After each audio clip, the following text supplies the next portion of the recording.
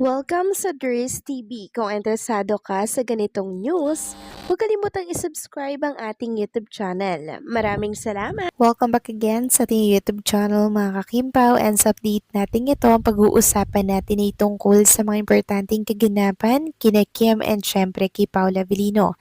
So pag-uusapan at tatalakayin natin sa update na to ay may kaugnayan nga po sa isang write-ups na lumabas ngayon sa mundo po ng social media na shock ay ikakainis at ikakagalit nga po nitong si Paula Avellino mga kakimpaw. So bakit nga kaya yan ang tatalakayin at pag-uusapan din natin? And syempre pag-uusapan din natin ang Kim Chu na talaga namang puyat din po mga kakimpaw dahil yan kay Paula Avellino. So bakit nga kaya? Pag-uusapan nating lahat yan. Pero bago po ang lahat, maraming salamat po sa inyong patuloy na pag-support at pagsubaybay sa mga daily update natin. Kaya naman bilang pasasalamat, narito po ang isang napili kong komento patungkol ito sa naging previous update. Mula ito kay Ginang Nenita, sabi niya dahil sa labis na mga paninira ng mga bashers kay Kim ay nagdudulot ito ng labis na pagmamahal ni Paulo kay Kim. Bakit? Walang epekto yan lahat kay Paulo dahil ang pinaka-importante kay Paulo ay nasa kanyang buhay na si Kim Chu. Ang babaeng pinaka-asam-asam niya, pinapangarap at pinakamamahal ni Paulo. There's parang kabayo yan. Nasa kalesa at ang Rambo at focus niya ay si Kim Chu lang. Kim Chu. Yan si Paulo kahit pa family niya ang tutol ay ipaglalaban ni Paulo si Kim sa laki ng pag-ibig niya kay Chinita. Hay, napakahalatang panggulo lang ang mga bashers ng Kim Pao. Kinikilig ako sa pag-ibig ni Paulo Ders. Love you, Ders. Maraming salamat po sa inyong komento. Ginang Ninita, so para po bang tayo nagbabalik sa kabataan po natin na kung saan ay muli po tayong parang na-in love, no? Dahil po sa love story ni Kim and ni Paulo Avellino. So, ramdam ko din po yung kilig na nararamdaman po ninyo ginang ninita na kahit mga seniors na po tayo, abay kinikilig pa rin po pala tayo mga kakimpaw, no? Ganyan po kasi yung pakiramdam pag meron po tayong ina-idolize na love team katulad po ni Kim and ni Paulo. About naman po sa mga bashers, edadman na lang po natin yan dahil ang focus natin ay sa mga good vibes happening kay Kim and Paulo. Wag po tayong magpaka-stress dahil sa mga seniors, di na po dapat yan ay stress. Dapat panay good vibes lang po ang ating iniisip. Okay? So maraming salamat po sa inyong komento, Ginang Nenita. God bless po sa inyo and mabuhay po kayo. So eto na nga, talakayin na natin ang mga balita po na nakalap natin sa update na to at muli nga po nating silipin ang percentage na nakuha po ni Kim, ni Paolo, and ni Ann Curtis para po yan sa SDA or Seoul International Drama Awards mga kakimpaw. So nakita po natin na talaga namang pataas po ng pataas pa din ang percentage ni Ann Curtis. So kung kanina pinakita ko po sa inyo parang nasa 22 or 28 something yung percentage. Ngayon 29.67% na po. Going 30%. Malapit-lapit na pong maabutan si Paula Avellino na merong 47.16%.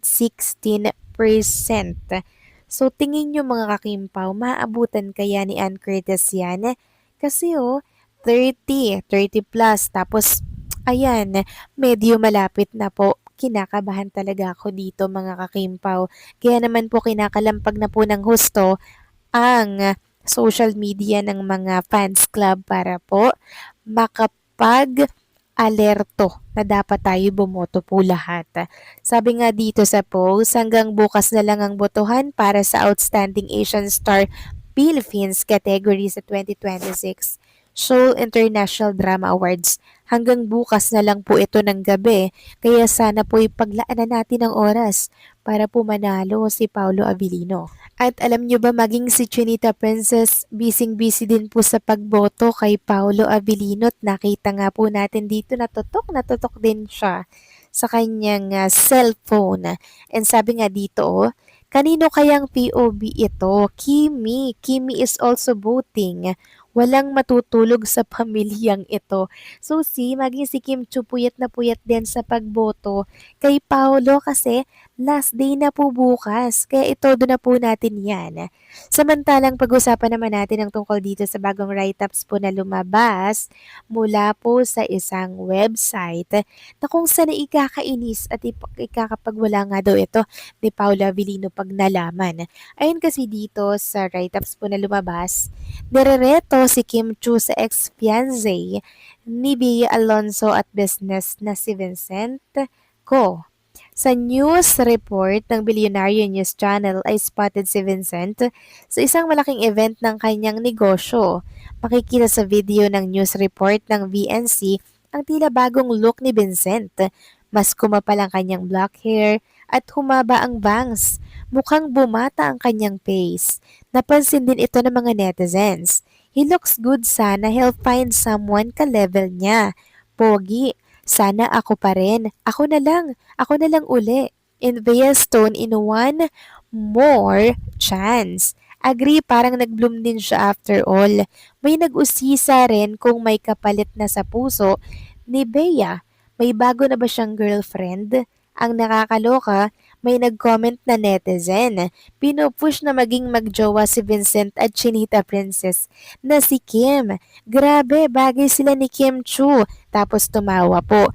Pwede may anggulo si Vincent na kamukha siya ni Paolo Avellino ha. So ayan po nirereto si Chinita Princess. Dito po kay Vincent Ko, yung may-ari po ng Pure Gold, mga kakimpaw. Nirereto doon si Chinita Princess. Mayaman, parehas pong Chinese, mga kakimpaw, parehas may lahing Chinese. Kaya po pwede, di ba? Pero syempre, mga kakimpaw, si Kim Chu, may Paolo Avellino nga. Marami nga po nagsasabi na, ay nako, pag nalaman niya ni Paolo Avellino, talaga namang magwawala yun sa Ines. And also mga kakimpaw, si Chinita Princess po ay may paninindigan po yan. Marami nga pong nanliligaw sa kanyang mga politiko, mayayaman din po yun, pero pag hindi niya talaga gusto, pag wala talagang chance, hindi niya po yan ini-entertain. Pero kakaiba si Paula Avellino mga kakimpaw, 'di ba? Dahil talaga namang ini-entertain niya po yan una pa lang po, 'di ba? Kasi parang doon na siguro marahil na feel ni Chinita Princess yung tinatawag po na love, caring, and concern. 'Di ba? Doon po kasi mga kakimpaw, kahit na sabihing mayaman, pogi ang isang lalaki, kung wala ka naman pong nararamdamang pagmamahal, para saan pa yun mga kakimpaw? 'Di ba? Doon tayo sa genuine happiness na meron si Chinita Princess na siyang deserve niya po mga kakimpaw. Kasi si Kim Chu marami din naman niyang pera eh. Ang kailangan niya po ngayon yung genuine happiness, yung lalaking magmamahal po sa kanya ng buong buo, tapat at seryoso. Yun po talaga yung gusto ni Chinita Princess. Hindi po siya after sa kayamanan or sa mga business ng isang lalaki. Ang importante sa kanya, mahal po siya ng sobra-sobra. So kayo ba mga kakimpaw, anong masasabi ninyo dito? Please comment down below.